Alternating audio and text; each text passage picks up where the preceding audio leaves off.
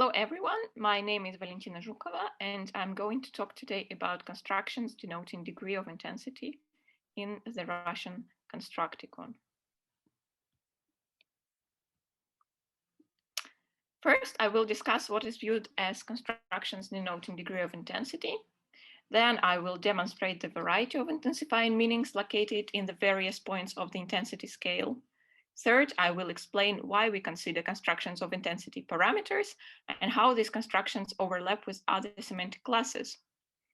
Finally, I will distinguish two types of intensifying constructions, restricted to one semantic domain and not limited to one semantic domain.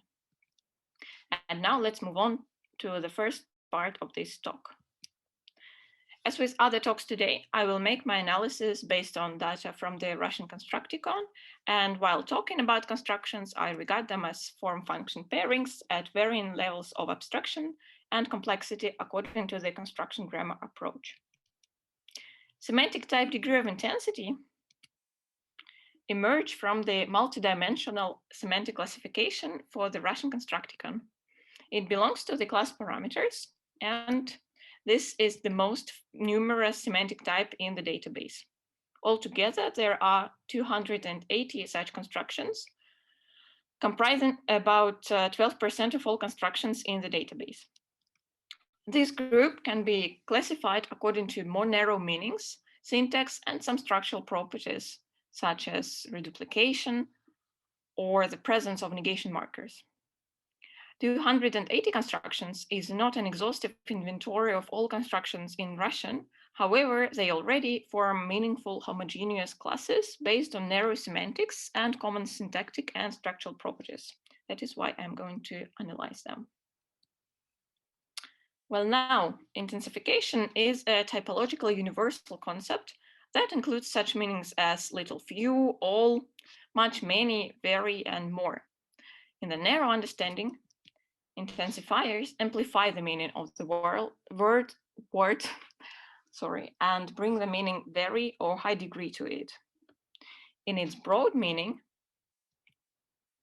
an intensifying marker not only refers to high degree of intensity, but rather indicates a point on an abstractly conceived intensity scale, and the point indicated may be relatively low or relatively high. In the Russian Constructicon, we apply this extended meaning to the semantic type degree of intensity. That is why it is not just intensity or high intensity.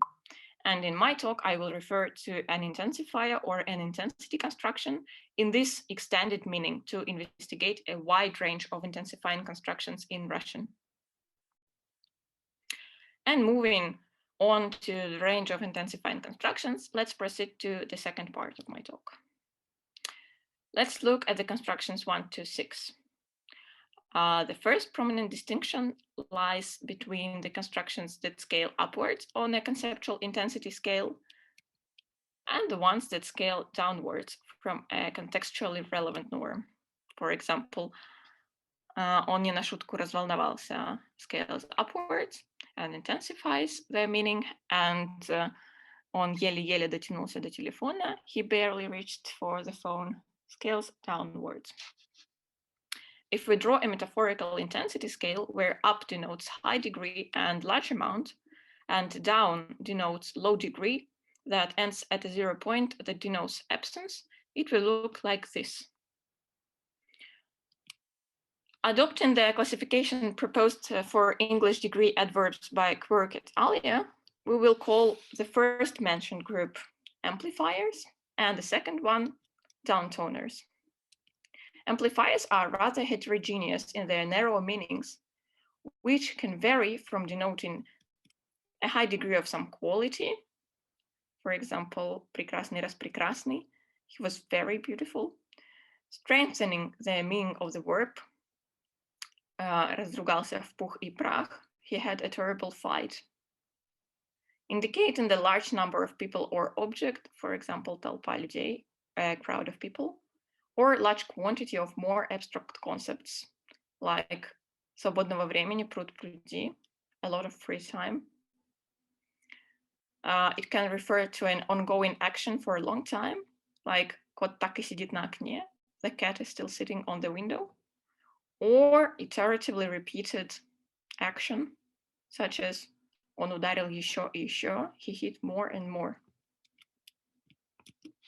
Downtoners have a lower end effect and can also express a set of meanings, like an attenuated action, еле ходит, he hardly walks, or quality, attenuated quality, слегка тяжелее, this suitcase is slightly heavier.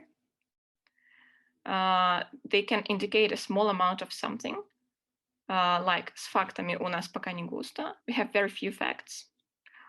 Or it can also show the total absence of the action or the object mentions, like я ничуть не обиделся, I'm not offended at all.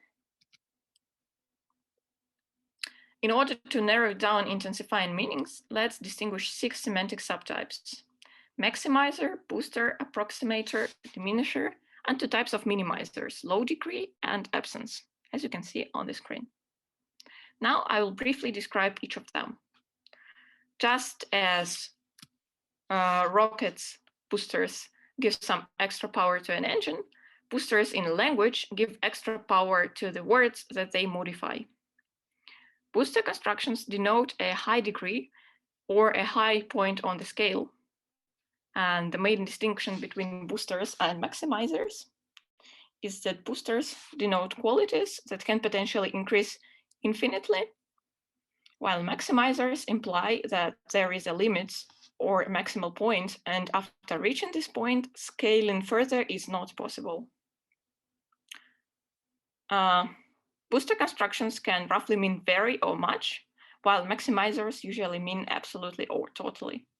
The idea of total effectiveness of a participant in a situation is important for this group of constructions.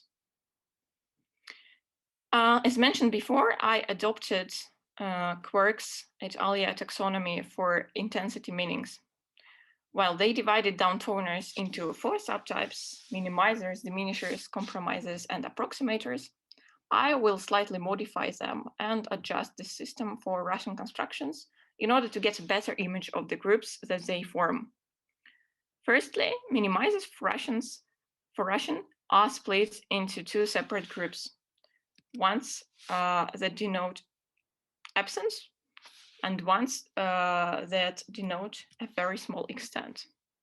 This difference is crucial for the appropriate use of these constructions, as well as for explaining them to non-native speakers. And given the fact that the Russian Constructicon is a pedagogical tool, such issues are relevant.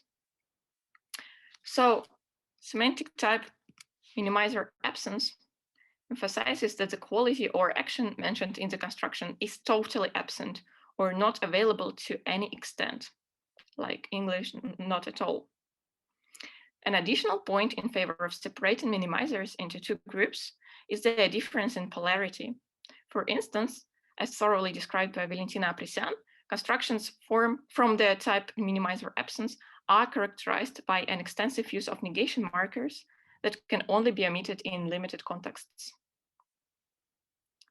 While constructions of this group, while 88% of constructions in this group have negation markers, constructions denoting a small degree, semantic type minimizer low degree, do not have any negation markers in the anchor parts. Semantic type minimizer low degree denotes a very small degree of intensity or a quantity that is very small. These constructions do not deny that an action took place, but downgrade it by focusing attention on the fact that it was present only to a small extent. This small extent is considered to be a rather big deviation from the norm. Constructions of this type often have an additional component of meaning that indicates that doing an activity was hard, not necessarily physically, and supposedly took extra effort or energy. Well, if minimizers indicate a radical deviation from the norm, diminishers show rather slight deviation from a prototype. Diminishers also mean to a small extent or not fully, but they are located higher on the scale than minimizers that mean 0 or practically 0.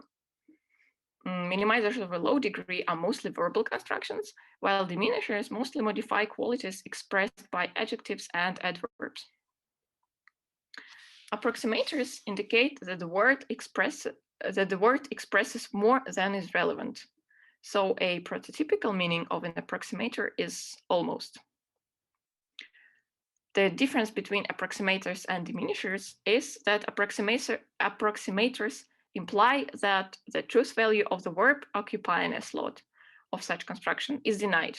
For instance, in construction «Мы почти приехали», we almost arrived, the speaker admits that they have not arrived at the place yet, without using explicit negation markers, but still uses the verb приехали, arrived, because they focus the attention of the communication partner on the idea that they are getting very close. Therefore, two factors become important for the classification of intensifying meanings. First, the idea of limit and whether it was reached. And second, the idea of the norm and to what extent there is a deviation from the norm.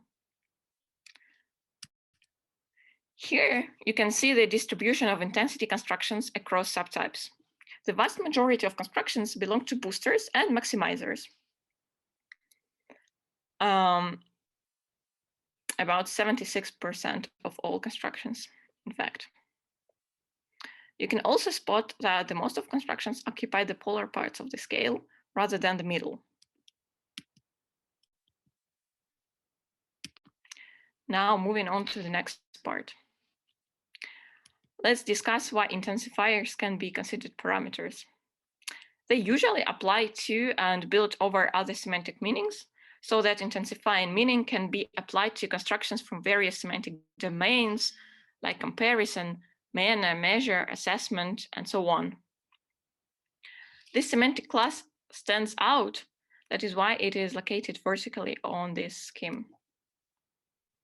And here, you can see the visualization of semantic class parameters. It consists of two types, degree of intensity and degree of accuracy. Both types imply a certain scale that can move up and down.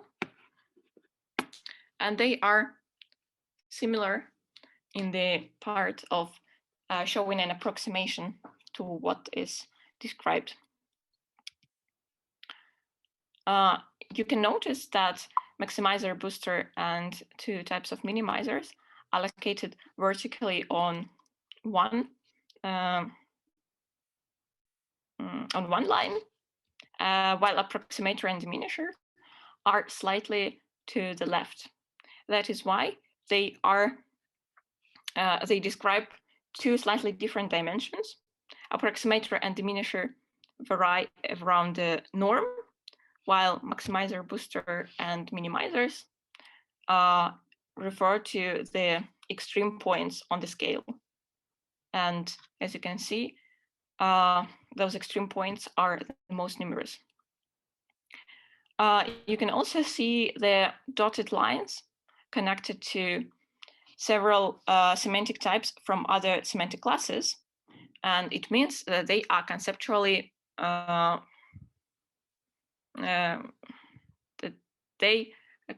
match some of the semantic types within the class, within degree of intensity. For example, universal quantifiers usually are tagged as maximizers, while attenuated prohibition usually is tagged as minimizer low degree, and non-existence in the class qualia is tagged as minimizer absence, as it denotes a total absence of something. And this is attached to the final part of this talk.